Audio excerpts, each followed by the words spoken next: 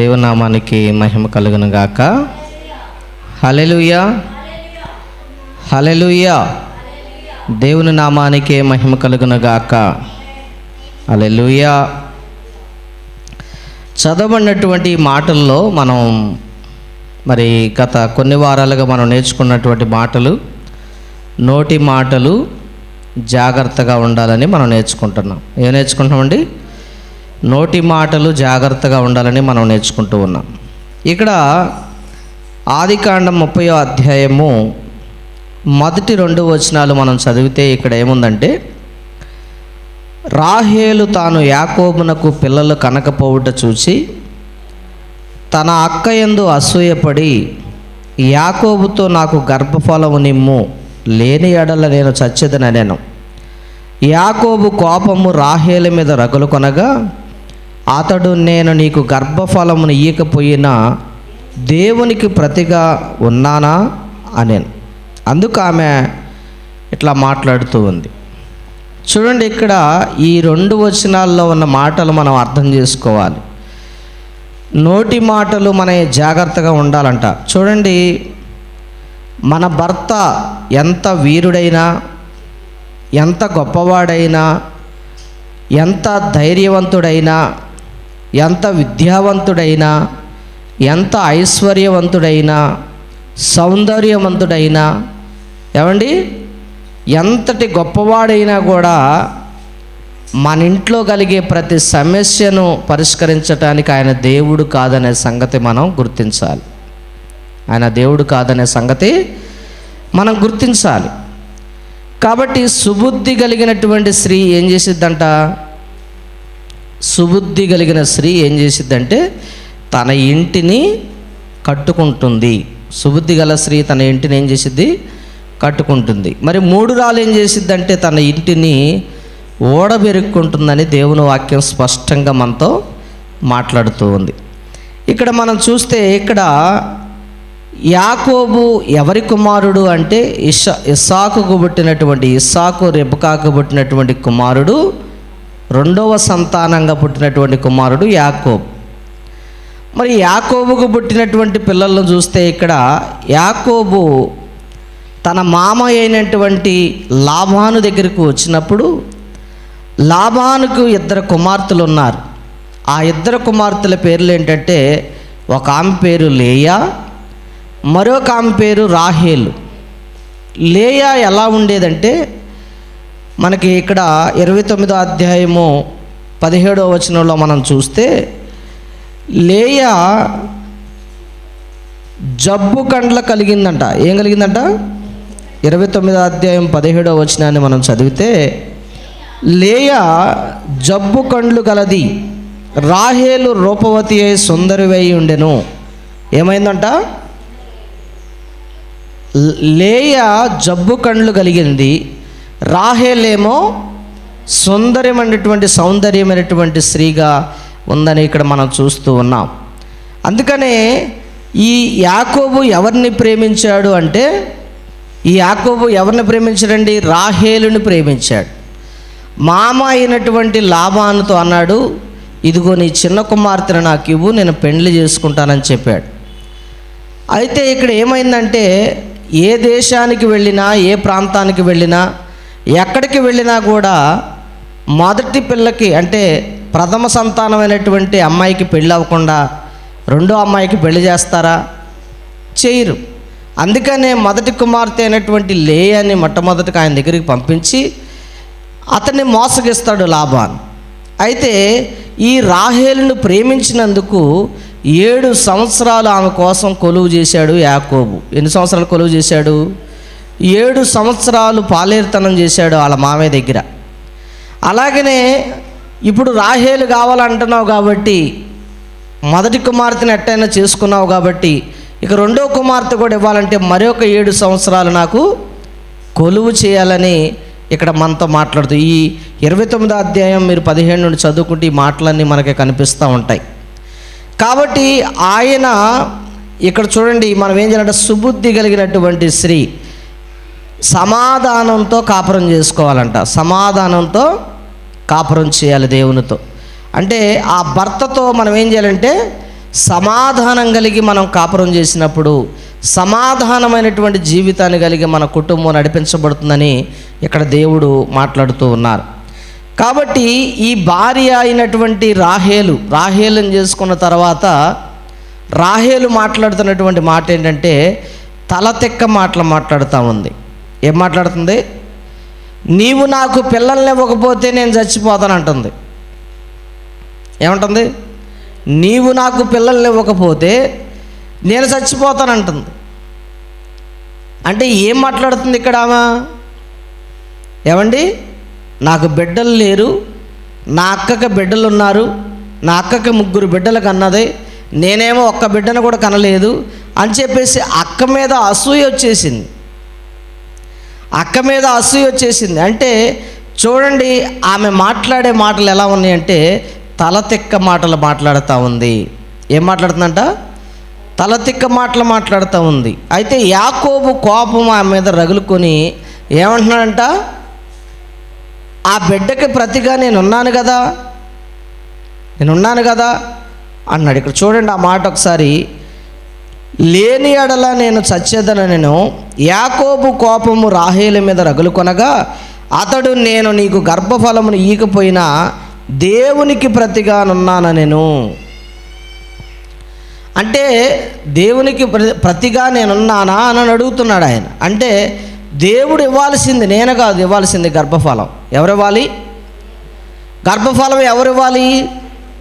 ఈరోజు చాలామంది అనుకుంటారు భర్త అందంగా ఉన్నాడని, భర్త సౌందర్యవంతుడని, భర్త జ్ఞానవంతుడని, భర్తే నాకు దైవమని, భర్త ద్వారా నాకు పిల్లలు కలుగుతున్నారని అనుకుంటారు చాలామంది. కానీ దేవుని వాక్యం ఏం చెబుతుందంటే దేవుడు ఇవ్వాలంట పిల్లల్ని. ఎవరివ్వాలి? దేవుడు ఇవ్వాలి. తన ప్రియులు నిద్రించుచుండగా దేవుడు వారికి అనుగ్రహిస్తూ ఉన్నాడు. దేవుడు వారికి ఏం చేస్తున్నాడు? పిల్లల్ని అనుగ్రహిస్తూ ఉన్నాడు. కాబట్టి రాహేలుకు సంతానం ఎవరివ్వాలి అంటే దేవుడు ఇవ్వాలి. మరి దేవుడు ఇవ్వాలంటే రాహేలు ఎలా ఉండాలి? రాహేలు మాటలు ఎలా ఉండాలి? విశ్వాసం కలిగిందిగా ఉండాలి. పగరబట్టినటువంటి మాటలు మాట్లాడకూడదు. ఏమండి? అవిశ్వాసపు మాటలు మాట్లాడకూడదు. ఏమండి? తగు పెట్టుకునే విధంగా మాట్లాడకూడదు. భర్తతో గొడవ పెట్టుకునే విధంగా ఉండకూడదు. సంసారాన్ని సమాధానంగా నడిపించుకోవాలని ఇక్కడ వాక్యం మనకి తెలియపరుస్తూ ఉంది. చూడండి, చాలామంది ఈ రోజున ప్రస్తుతం కొంతమంది స్త్రీలను చూస్తే కుటుంబాలలో సంతానం లేనది కానీ యజమానులకు లోబడి ఉండటం లేదు. ఏంటంట? దేవుని చిత్తానికి అనుకూలమైన వాటిని వారు అడగట్లేదు. స్త్రీలు కానీ పురుషులు కానీ దేవునికి అనుకూలమైన వాటిని అడగట్లేదు. వాళ్ళకు నచ్చినవి అడుగుతున్నారు దేవుని దగ్గర. ఏమడుగుతున్నారు? ఇది దేవునికి ఇష్టమా కాదా? ఇది నా దగ్గర ఉంటే దేవునికి మహిమ ఉందా లేదా? ఇది నా దగ్గర ఉంటే దేవునికి ఇష్టకరంగా ప్రీతికరంగా ఉందా లేదా అని చెప్పేసి ఆలోచించట్లేదు. కానీ ఏమనుకుంటున్నారంట వాళ్ళు? ఏమనుకుంటున్నారండి అంటే వాళ్ళు దేవుని చిత్త ప్రకారంగా అడగట్లేదు కానీ వాళ్ళకు నచ్చినట్టుగా వాళ్ళు అడుగుతూ ఉన్నారు. ఇక్కడ రాహేలు ఎలా ఉందంటే అవిశ్వాసం కలిగినటువంటి స్త్రీగా ఉంది. పగరు పట్టినటువంటి మాటలు మాట్లాడే స్త్రీగా ఉంది. ఏమండి? ఇంకా ఆమె భర్తకు ఎదురు తిరిగి మాట్లాడుతూ ఉంది. కాబట్టి మనం గమనించాల్సినటువంటి విషయం ఏంటంటే ఇలాగ ఉండకూడదు స్త్రీలు అని చెప్పేసి దేవుని వాక్యము చెబుతూ ఉంది. అయితే చూడండి, ఇక్కడ కొన్ని కుటుంబాలు కొంతమంది తలతిక్కగా మాట్లాడుకొని వారి కుటుంబాలను ఏం చేసుకుంటున్నారంటే పాడు చేసుకుంటూ ఉన్నారు. అదే కదా దేవుడు చెప్పాడు, సుబుద్ధి కలిగిన స్త్రీ ఏం చేసిద్దంట? ఏమండి? తన ఇల్లుని చక్కబెట్టుకుంటుంది. కానీ మూఢురాలు తన ఇల్లుని ఓడబెరుక్కుంటుందంట. దేని చేత అంటే నోటి మాటల చేత. దేని చేత? నోటి మాటల చేత. అందుకనే ఈరోజు చాలామంది పెళ్ళైనటువంటి వారు భర్తల్ని కొన్ని విషయాల్లో రెచ్చగొడతా ఉంటారు. భర్తల్ని ఏం చేస్తారంట? కొన్ని విషయాల్లో రెచ్చగొడతా ఉంటారు. అసలు నువ్వు మగోడివేనా? అసలు నువ్వు చేయగలవా? అసలు నీకు చేతనయిద్దా? అసలు నువ్వేంటి? నన్ను పోషించగలవా?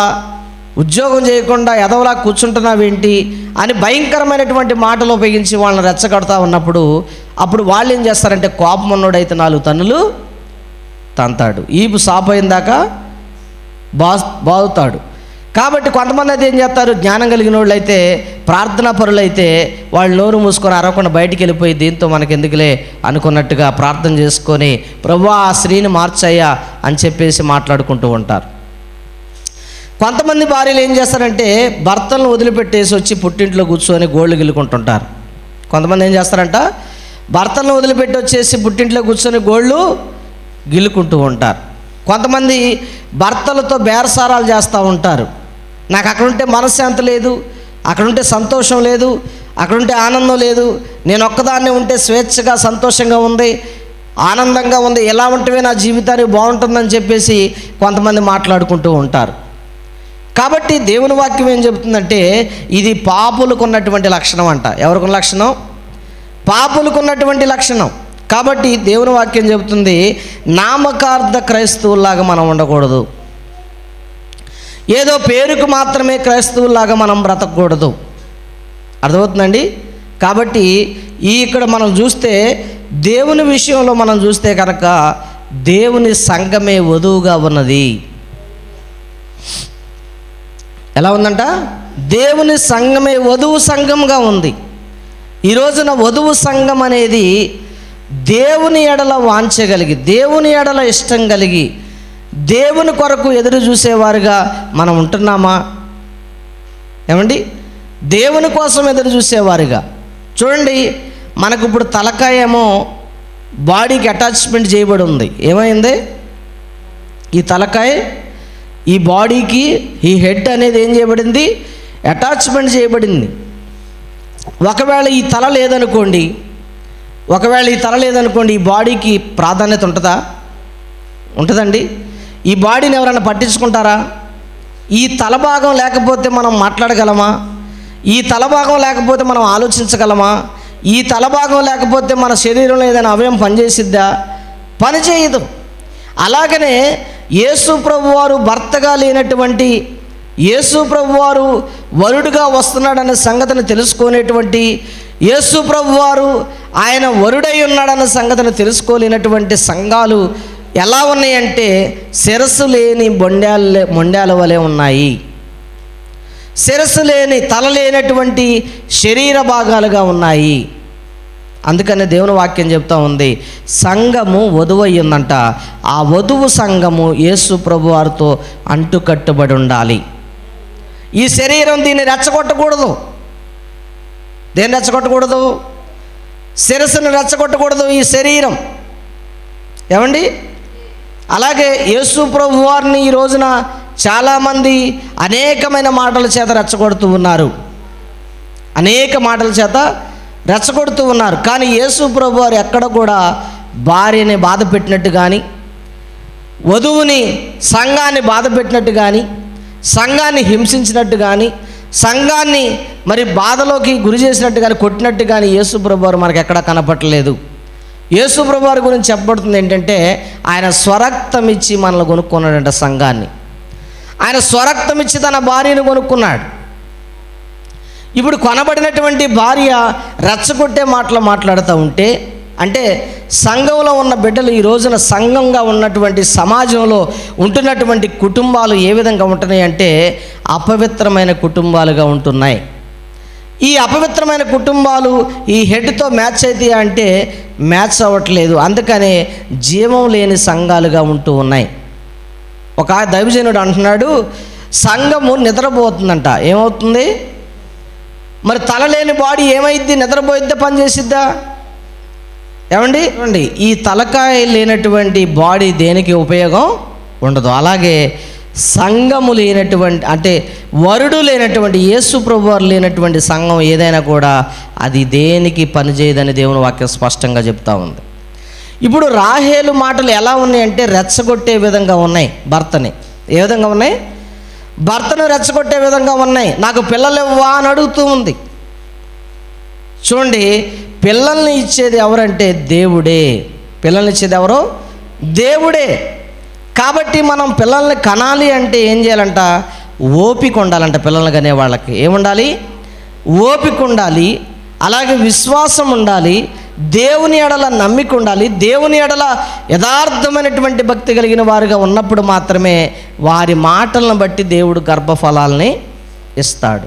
అంటే ఇక్కడ నేను అనేది ఏంటంటే, రాహేలు శారీరకమైన గర్భఫలం గురించి అంటుంది, కానీ నేను చెబుతున్నటువంటి మాట ఏంటంటే రాహేలు గురించి కాదు. ఇక్కడ సాదృశ్యంగా మనం మాట్లాడుకునే మాట ఏంటంటే, సంఘము ఆత్మ సంబంధమైన బిడ్డలను కనేవారుగా ఉండాలి. సంఘము ఆత్మ సంబంధమైన బిడ్డలు కనేవారుగా ఉండాలంటే సంఘానికి ఏముండకూడదు? సంఘంలో పొగరు అనేది ఉండకూడదు, సంఘంలో అసూయ అనేది ఉండకూడదు, సంఘంలో ద్వేషం అనేది ఉండకూడదు, సంఘంలో మరి అనేకమైనటువంటి వ్యభిచార మరి పనులైనటువంటివి సంఘంలో పనిచేయకూడదు. ఇలాంటివి అన్ని కలంకము లేని, ముడత లేని, డాగు లేని పరిశుద్ధమైనటువంటి కన్యకను దేవునికి అప్పచెప్పాలనేదే మనం ఆశ కలిగి ఉండాలి ప్రియమైన దేవుని బిడ్డలారా. కాబట్టి మన నోటి మాటలను బట్టే మనం ఏం చేయగలుగుతామంటే మన సంఘాన్ని మనం కట్టుకోగలం.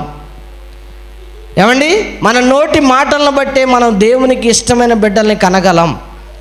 మన నోటి మాటలను బట్టే, మన ప్రవర్తన బట్టే దేవునికి ఇష్టమైన జనాంగంగా మనం బ్రతకగలం.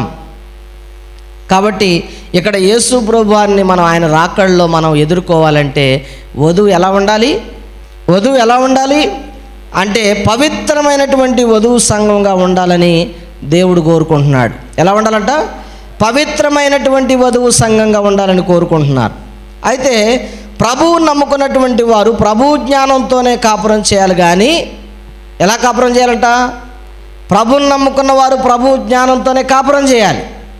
ఈరోజు చూడండి, ఒక పాస్టర్ గారు నాకు తెలిసిన ఆయన ఉన్నారు. ఆయన వారి భార్యని పదే పదే కొడుతూ ఉంటాడు. ఏం చేస్తూ ఉంటాడు? పదే పదే తన భార్యను హింసిస్తూ ఉంటాడు, తన భార్యను బాధ పెడతా ఉంటాడు. ఏమండి, సొంత భార్యను అలా కొడుతున్నాడంటే ఆయన సంఘాన్ని కాయగలడా? చెప్పండి, సంఘాన్ని కాయగలడా? అందుకని ఇక్కడ అంటున్నాడు జ్ఞానంతో కాపురం చేయాలంట. ఎలా చేయాలి? జ్ఞానంతో కాపురం చేయాలి. కొట్టడం వల్ల ఏమీ రాదు, కొట్టడం వల్ల ఎటువంటి లాభము లేదు. అందుకనే సంఘమును మనం హింసించడం వల్ల ఏ లాభం లేదు. కానీ సంఘమును మనం ఎలా జ్ఞానంతో నడిపించాలని దేవుని వాక్యం చెప్తా ఉంది. ఇక్కడ రాహేలుకి ఏమి లేదంటే జ్ఞానం లేదు. ఏం లేదంట? జ్ఞానం లేని మాటలు మాట్లాడుతూ ఉంది.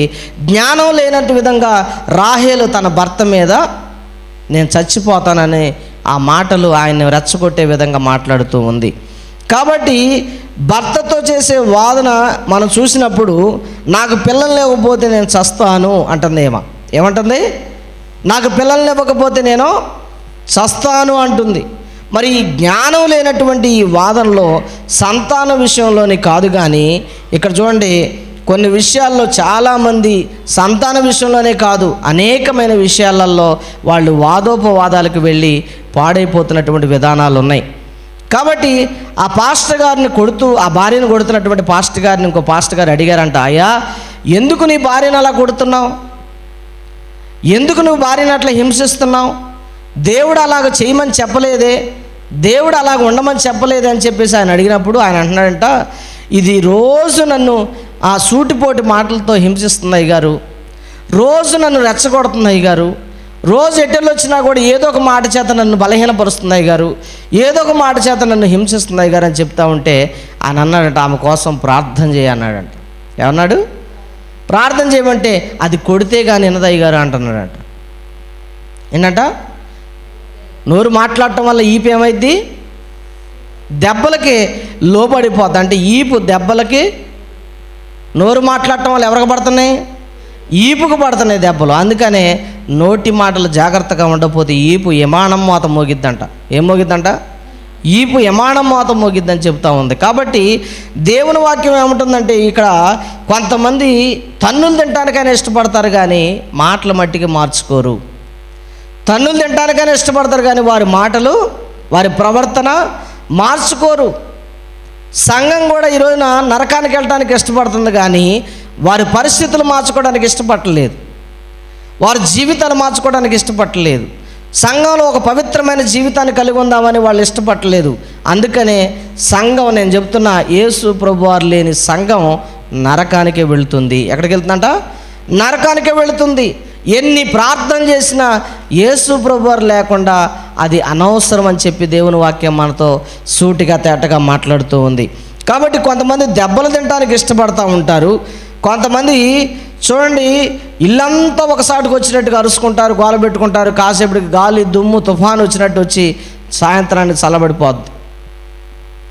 ఏమండి, మళ్ళీ ఒకసాటే కాపురం చేస్తూ ఉంటారు. ఎన్ని అరుచుకున్నా మళ్ళీ భార్య భర్తలు కాకుండా పోతారా? ఎన్ని అరుచుకున్నా వాళ్ళ జీవితాలు కలిసి జీవించకుండా పోతారా? ఏమండి, పోరు. అందుకని ఇక్కడ వాళ్ళు తరచుగా తగులు పెట్టుకుంటూనే ఉంటారు. కాబట్టి భార్యలో ఏముందంట? దెయ్యాలు ఉన్నాయంట. ఏమున్నాయంట? గయ్యాలి అయినటువంటి భార్యలో దెయ్యాలు ఉన్నాయంట. భర్తలో కూడా ఏమున్నాయి? దెయ్యాలు ఉన్నాయి. అందుకనే వాళ్ళిద్దరు కూడా దేవుని సంబంధులుగా లేరు. అందుకనే వాళ్ళు కొట్టుకుంటున్నారు, అందుకనే అరుచుకుంటున్నారు. అందుకనే వాళ్ళ కుటుంబంలో సరైనటువంటి కాపురం చేసుకునే విధానం లేదు. అందుకనే వాళ్ళ జీవితాలు సరిగా లేవు, వారి మాటలు కూడా సరిగా లేవు. అందుకని యేసయ్య వారి జీవితాల్లో లేరు, దెయ్యాలు వాళ్ళల్లో పనిచేస్తున్నాయి. ఎవరు పనిచేస్తున్నారు? దెయ్యాలు వాళ్ళల్లో పనిచేస్తూ ఉన్నాయి. అందుకనే ఆ పాస్టర్ గారు అన్నంట, నీలో పెద్ద దెయ్యం ఉంది, పాస్టర్ గారిలో చిన్న దెయ్యం ఉంది. అందుకని మీ ఇద్దరిలో ఉన్న దెయ్యాలు ఒకళ్ళనొకళ్ళు ఏం చేస్తున్నాయి? కొట్టుకునేటట్టు ప్రేరేపిస్తున్నాయి.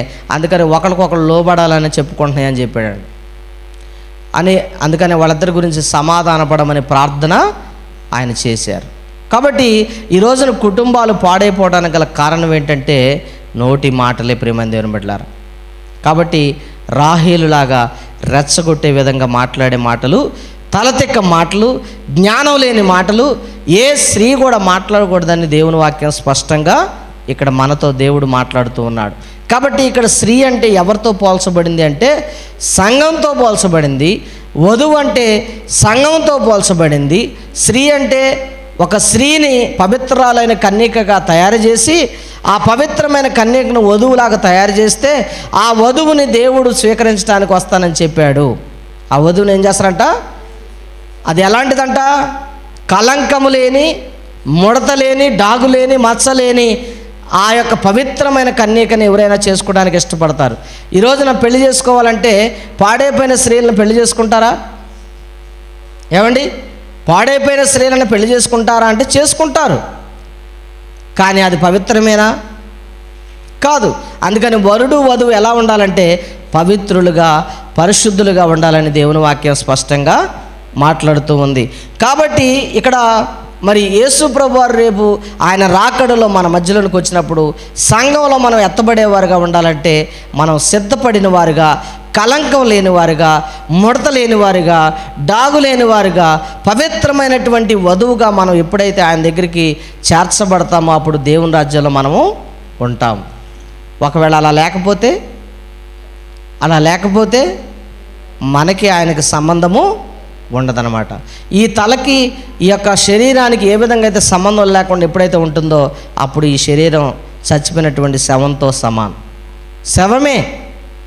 ఎప్పుడైతే కనెక్షన్ ఉండి కరెక్ట్గా ఉంటుందో అప్పుడు బ్రతుకున్న జీవంతో సమానం. అందుకని యేసయ్యతో మనం ఎప్పుడైతే కనెక్షన్ కలిగి ఉంటామో, యేసయ్యతో సహవాసం కలిగి ఉంటామో, యేసయ్యతో మనం ఎప్పుడైతే, యేసయ్య అంటున్నాడు బైబిల్లో ఆయన శిరస్సు అయి ఉన్నాడంట, మనము బాడీ అయి ఉన్నామంట. ఈ బాడీ ఎప్పుడు పనిచేయాలంటే ఎవరితో కనెక్షన్ అయి ఉండాలి? శిరస్సుతో కనెక్షన్ అయి ఉండాలి. అలాగే యేసుతో ఎవరైతే కనెక్షన్లో ఉంటారో, యేసుతో ఎవరైతే సంబంధం కలిగి ఉంటారో, యేసుతో ఎవరైతే అనుబంధం కలిగి ఉంటారో వాళ్ళు ఆత్మీయమైన పిల్లల్ని కంటారు. దేవుని స్తోత్రం. వాళ్ళు జబ్బు కలిగిన వాళ్ళైనా, ఏమండి, ఇబ్బంది కలిగిన వారైనా, ఎలాంటి వారైనా సరే, గుడ్డివారైనా, కుంటివారైనా, ఎలాంటి వారైనా సరే పిల్లల్ని, ఆత్మీయమైన పిల్లల్ని వాళ్ళు కంటారు. మరి నీవు నేను ఆత్మీయమైన పిల్లల్ని కంటానికి ఇష్టపడుతున్నారా? ఇష్టపడాలంటే మనం ముందు ఆత్మీయమైన పిల్లలుగా మనం దేవునికి మనం ఉండాలి. ప్రార్థన చేసుకుందాం. ఈ మాటలు దేవుడు దీవించి ఆశీర్వదించునుగాక.